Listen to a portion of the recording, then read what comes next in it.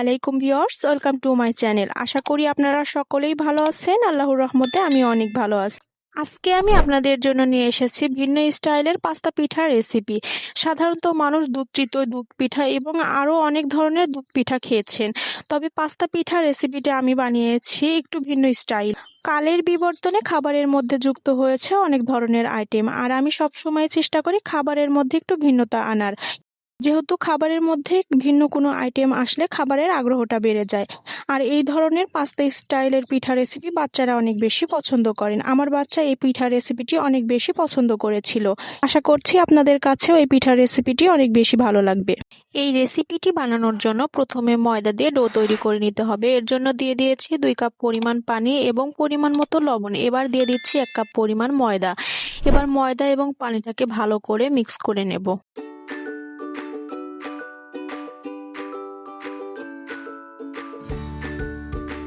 ময়দা যখন পরিপূর্ণ পানিটা শুষে নেবে এবং হাতে নেওয়ার পরে বল তৈরি হবে, এ পর্যায়ে চুলাটাকে বন্ধ করে হালকা ঠান্ডা করে নিতে হবে। যখন কুসুম গরম থাকবে, হাতে সহ্য হবে, এ পর্যায়ে নিয়ে কাঁচা আটা দিয়ে মথে নিয়ে একটি নরম ডো তৈরি করে নিতে হবে।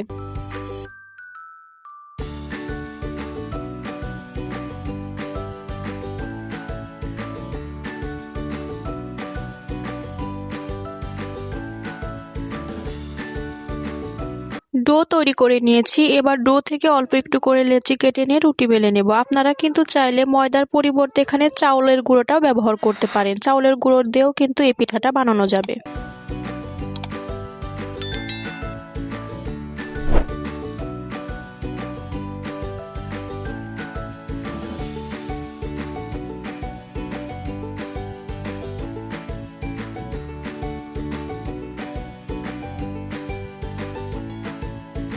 রুটি বেলে নিয়েছি। এবার রুটির উপরে নারকেলের পুর তৈরি করে রেখেছিলাম, উপরে লম্বা করে ছড়িয়ে দেব। নারকেলের পুর সবাই বানাতে পারে, এর জন্য আমি আর নারকেলের নাড়ু বানানো দেখাইনি, ভিডিওটা বড় হয়ে যাবে বলে। নারকেলের পুরটা দেওয়ার পরে সিল করে দিতে হবে এবং চাকু দিয়ে বাড়তি অংশ কেটে দিতে হবে। যদি সিল না হয় হালকা করে পানি দিয়ে সিল করে দিতে হবে এবং গোল করে মুড়িয়ে নিতে হবে। এরপরে পাস্তার সাইজে কেটে নিতে হবে।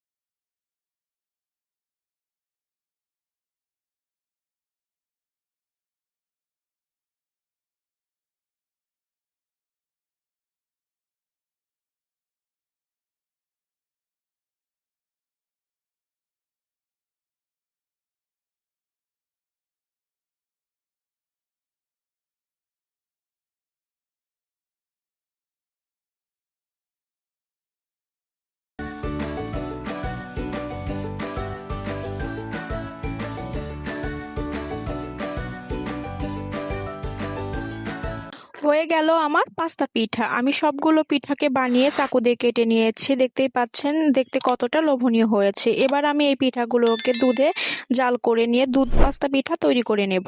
এর জন্য আমি একটি কড়াই নিয়ে নিয়েছি। কড়াইয়ের মধ্যে দিয়ে দিচ্ছি দুধ। দুধ দেওয়ার পরে আমি এর মধ্যে দিয়ে দিয়েছিলাম সাদা এলাচের পাউডার এবং পরিমাণ মতো চিনি। যে যতটুকু মিষ্টি খেতে পছন্দ করেন ঠিক ততটুকু পরিমাণ মিষ্টি, এবং মিষ্টি খাবারে যদি লবণ পছন্দ করেন তাহলে লবণ দেবেন, আর লবণ পছন্দ না করলে লবণ দেবেন না। আপনারা চাইলে গুঁড়ো দিতে পারেন। কেন যেন আমার এই ভিডিওটা ভালো করে হয়নি, ওইটুকু ওঠেনি, চিনি এবং সাদা এলাচ যেখানে দিয়েছিলাম ওই ভিডিওটা ওঠেনি। এরপরে যখন বলক চলে আসবে, বলক চলে আসার পরে এর মধ্যে আমি সবগুলো পিঠা দিয়ে দেব। পিঠা দিয়ে দেওয়ার পরে একটা বলক তুলে নেব, যেহেতু পিঠাটা আগে থেকেই কিন্তু অর্ধেকটা সিদ্ধ হয়ে গিয়েছে। একটু নাড়াচাড়া করার পরে যখন সিদ্ধ হয়ে আসবে, একটি বলক চলে আসবে, এই পর্যায়ে চুলাটাকে বন্ধ করে রেখে দিতে হবে ঠান্ডা হওয়া পর্যন্ত।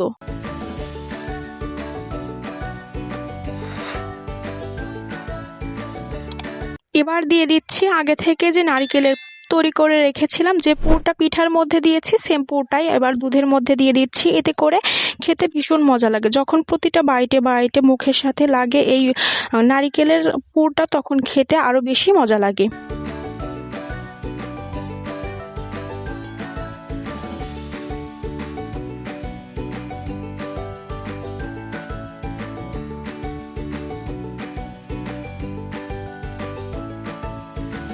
দুধের মধ্যে নারিকেলের পুর দেওয়ার পরে একটু নাড়াচাড়া করে মিশিয়ে নেওয়ার পরে যখন বলক চলে আসবে, এ পর্যায়ে চুলার আঁচটাকে বন্ধ করে রেখে দেব ঠান্ডা হওয়া পর্যন্ত।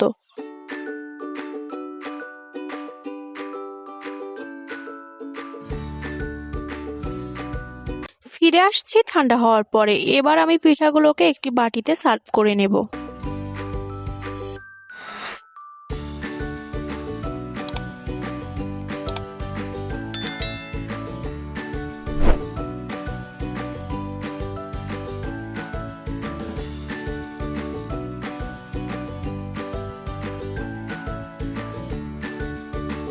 পিঠা বাটিতে সার্ভ করে নেওয়ার পরে আগে থেকে যে পুর তৈরি করে রেখেছিলাম সেই পুরটা আবারও আমি পিঠার উপর দিয়ে দিচ্ছি। এতে করে খেতেও ভালো লাগবে এবং দেখতেও সুন্দর লাগবে। আশা করছি আজকের ভিডিওটা সবার কাছে অনেক বেশি ভালো লেগেছে। যদি আমার ভিডিওটি ভালো লেগে থাকে তাহলে অবশ্যই আমার ভিডিওতে একটি লাইক দিয়ে আমার চ্যানেলটিকে সাবস্ক্রাইব করে অল নোটিফিকেশন অন করে দিয়ে যাবেন, যেন পরবর্তীতে ভিডিও ছাড়ার সাথে সাথে সবার আগে আপনার কাছে পৌঁছায়। আর আমার ভিডিওটি কেমন লাগলো অবশ্যই কমেন্ট করে আপনার মূল্যবান মতামত জানিয়ে যাবেন। আজকের মতো ভিডিও এখানেই শেষ করছি। সকলেই ভালো থাকবেন, সুস্থ থাকবেন। আসসালামু আলাইকুম।